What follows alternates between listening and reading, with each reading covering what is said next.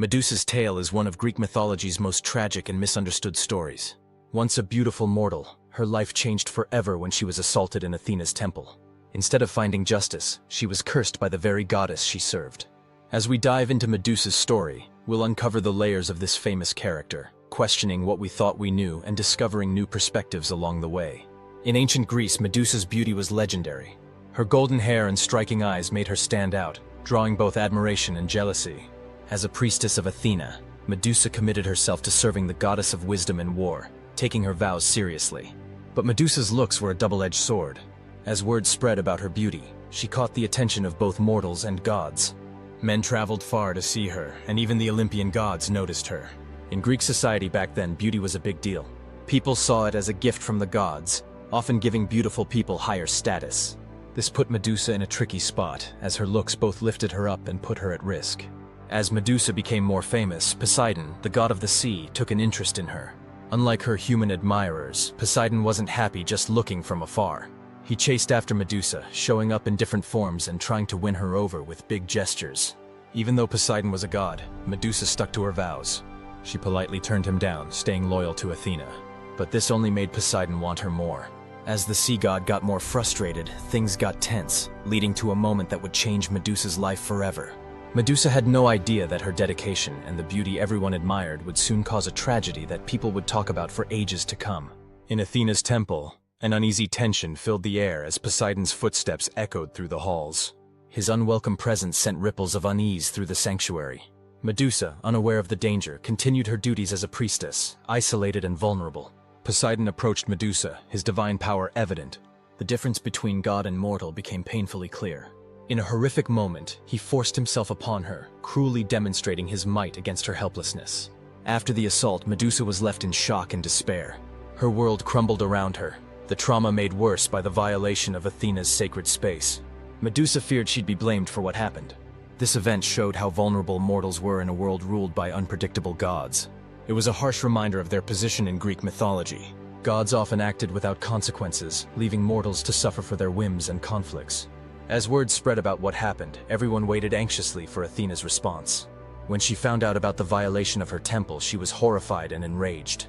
But in a surprising and tragic turn, Athena didn't direct her anger at Poseidon. Instead, she turned on Medusa.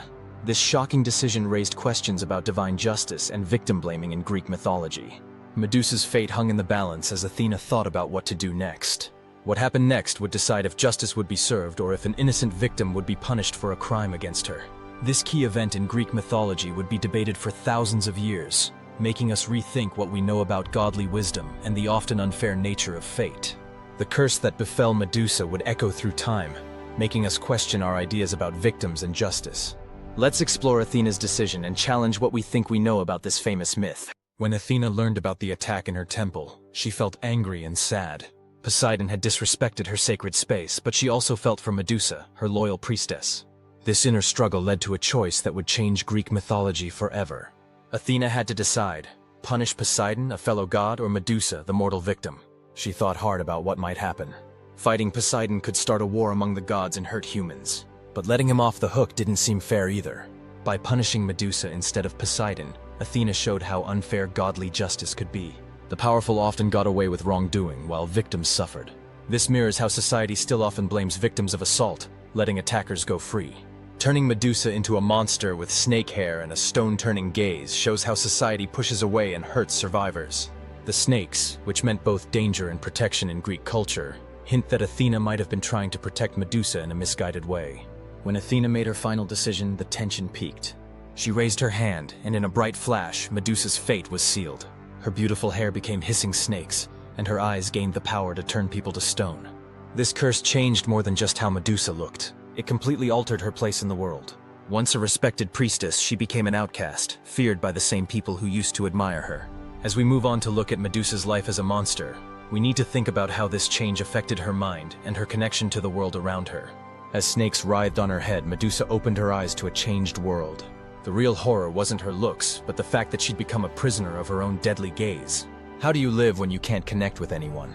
Sent to the lonely island of Sarpedon, Medusa struggled with her new body and the weight of being alone. The empty landscape matched how she felt inside. Every day was hard as she tried to make sense of who she used to be and who she'd become. Being alone for so long wore Medusa down. She worried she'd lose the kindness and wisdom she once had. Sometimes she desperately wished for just a simple conversation, knowing she could never have one.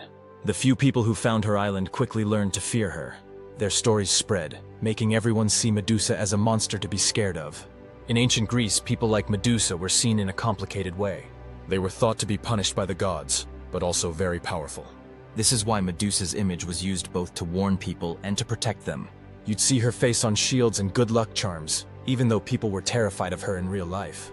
After many years, Medusa heard about a new danger. A young hero named Perseus was coming to kill her, with special weapons from the gods and dreams of fame. This news made Medusa feel all sorts of things. Part of her was ready for it all to end.